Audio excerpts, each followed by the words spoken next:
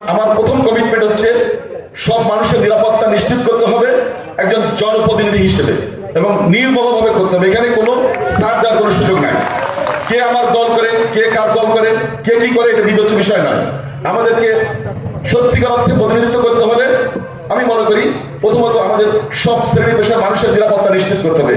ব্যবসা বাণিজ্য করার নিরাপত্তা, আমাদের ধর্মীয় স্বাধীনতা পালন করার নিরাপত্তা।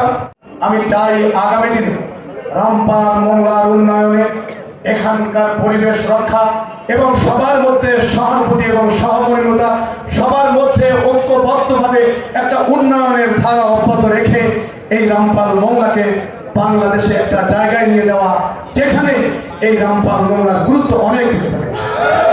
আমি এই মর্মে শপথ করছি যে ভোট প্রদানকে এবং জীবন এটাকে হাতে নিয়ে নামছে আমার বিশ্বাস আমাদের মহামান্য যিনি আমির রয়েছেন উনি কথা জোরদার মুলুকটা।